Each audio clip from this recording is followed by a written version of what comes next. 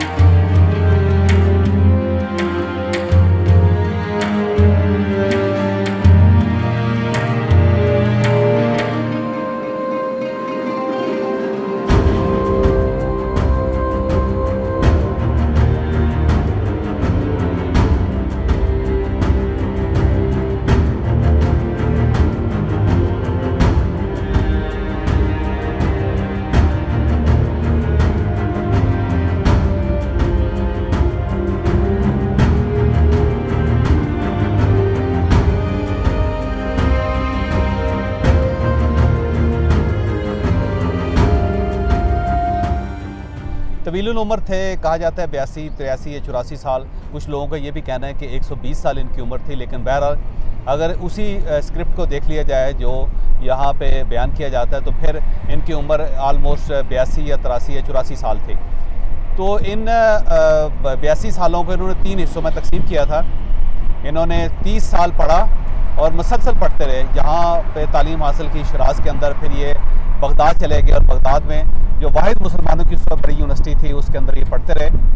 फिर उसके बाद इन्होंने अगले 30 साल सफ़र किया, पूरी दुनिया जहान का सफ़र किया, पूरा सेंट्रल एशिया, पूरी मुस्लिम वर्ल्ड, और इवन ये इंडिया भी गए। और वहाँ पे जाके ये बड़े बड़े बादशाह, बड़े बड़े मुदब्बर, बड़े बड़े मशाहिर, उन सब के साथ इनकी मुलाकातें नहीं। और उसके बाद फिर ये वापस यहाँ पे आए, क्योंकि उससे पहले जब ये यहाँ से निकले थे तो यहाँ के हालात बिल्कुल ठीक नहीं थे। सल्जोक की हुकूमत थी, सल्जोक्स की। फिर यहाँ पे एक सल्जोक बड़ा बेहतर आया बादशाह, और उसने शिराज़ के हालात को बहुत बेहतर कर लिया। तो फिर ये वापस आए। वापस आके फिर आखिरी 24-25 साल या कुछ लोग कहते हैं 30 साल वो यहाँ बैठ के किताबें लिखते रहे। तो इनकी ज़िंदगी के 3 हिस्से हैं। एक हिस्से में ये तालीम हासिल करते रहे, दूसरा हिस्सा उसके अंदर ये सफ़र करते रहे, और तीसरा हिस्सा फिर इन्होंने अपने सफ़रनामे और जो बादशाहों के साथ मुलाकातें थी उनको लिखा। वो सारे के सारे पर्ल्स ऑफ विजडम थे, एक ऐसे नगीने थे विजडम के कि जिन्होंने पूरी दुनिया के ऊपर फिर अफेक्ट किया। इनका एक एक वाक़या, एक एक सफ़ा, एक एक शेर जो है वो कमाल है, क्योंकि ख़ुद ये शायर थे और इनकी जो मेन वजह शोहरत थी वो इनकी शायरी थी। लेकिन शायरी के साथ साथ जो कुछ उन्होंने लिखा वो कमाल कर दिया। और ये ज़हन में रखिएगा कि ये जो कुछ लिखते थे वो प्रोज़ की फॉर्म में नहीं होता था, वो शायरी की फॉर्म में होता था। फिर उनको शेरों के में ढाल के पूरा वाक़या बयान करते थे।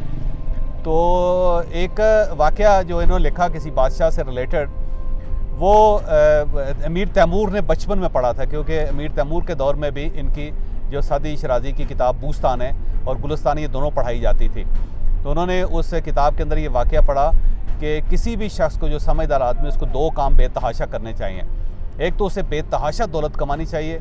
उसका फ़ायदा ये है कि जो लोग दौलत को पसंद करते हैं वो इनके पास बैठ के आर्ट फील ना करें, और ये भी दौलतमंदों के पास जाके आर्ट फील ना करें।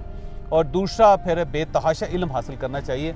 और उसकी वजह यह है कि जब आप आलमों के पास बैठें तो फिर आपको ये फीलिंग नहीं आनी चाहिए कि आप इल्म में कमतर हैं या इल्म में कमज़ोर हैं। तो ये जो मज़ार है उसके सामने आप ये छोटी सी पहाड़ी है, उसके बाद ये मेन रोड है, डबल रोड है, फिर उसके बाद ये है सारा, और उसके बाद ये कंपाउंड में दाखिल हो रहे हैं। तो मैं बता रहा था कि सादी शिराज़ी का जो कौल था जिसने अमीर तैमूर को मुतासर किया वो ये था कि बेतहाशा दौलत कमाएं ताकि जो लोगों को दौलत पसंद है वो भी आपके साथ बैठ के फ़ख्र महसूस करें और आपको भी उम्रा के साथ बैठ के कोई कमी का एहसास ना हो, और बेतहाशा इल्म हासिल करें, क्योंकि आलम लोग जो होते हैं उनकी महफ़िल भी बड़ी अजीम होती है। जब आपके पास इल्म नहीं होता तो आप वहाँ पे अपने आप को आर्ट फील करते हैं, और साहिब इल्म भी फिर ऐसे लोगों को जिनके पास सिर्फ दौलत हो लेकिन अकल ना हो उनको पास नहीं बैठने देते। तो सादी शिराज़ी का ये कॉल जो लड़ गया अमीर तैमूर को, और केश उसका छोटा सा गाँव था जिसमें मैं गया हूँ, और वहाँ बैठ कर उसने फ़ैसला किया कि उसने दुनिया का सबसे बड़ा फ़ातेह बनना है और दुनिया का सबसे बड़ा आलम बनना है। तो फिर उसका सारा रिवाइवल जो है और जो उसकी ज़िंदगी है अमीर तैमूर की, वो इस कॉल के ऊपर बेस करती है। फिर जब वो बादशाह बना तो उसने फिर ये शहर फ़तह किया। शहर फ़तह करके वो सादी शिराज़ी की कब्र पे आया, इस कब्र पे जहाँ हम जा रहे हैं, और उस वक्त इसका बड़ा बुरा हाल था। तो फिर उसने मकबरा बनवाया और साथ उसने पूरे शहर को अमान दे दी कि यहाँ किसी शख्स को ना तंग किया जाएगा, ना कत्ल किया जाएगा, ना किसी की जो मलकियत उस पर हमला किया जाएगा। तो सादी शिराज़ी इतना अजीम आदमी था, और इसका ये ज़हन में रखें कि इसकी जो विज़डम है वो ट्रैवलिंग के साथ है। अगर वो सादी शिराज़ी सिर्फ ट्रैवल ना करते, सिर्फ आलम होते तो शायद इतने मशहूर ना होते। तो ट्रैवलिंग के अंदर बड़ा इल्म होता है। तो उस आदमी ने 30 साल ट्रैवल कर करके दुनिया जहान के बादशाहों से इल्म हासिल किया, मुदब्बरों से इल्म हासिल किया, दानिशवरों से इल्म हासिल किया, और उसके बाद फिर उन्होंने गुलिस्तान और बूस्तान लिखी जो दुनिया जहान की ज़ुबानों में ट्रांसलेट हुई है। तो ये एक बहुत बड़ा एजाज़ है सादी शिराज़ी का। तो आज हम उनके मज़ार पे इस वक्त पहुँच गए हैं, और आपको मैं अंदर से दिखाऊँगा कि सादी शिराज़ी का मज़ार अंदर से कैसा है।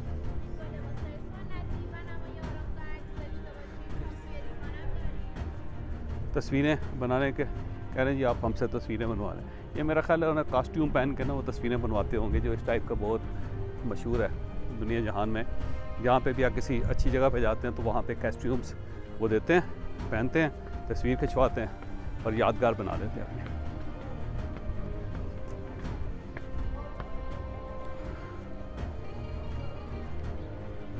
ये कब्रिस्तान था जहाँ पे उसे दफन किया गया था। तो कब्रिस्तान तो ख़त्म हो गया, लेकिन मेरा ख्याल उनका मज़ार रह गया। ईरान का एक कल्चर है कि वो हर जगह पे पानी के पांड ज़रूर बनाते हैं। तो ये एक पांड है।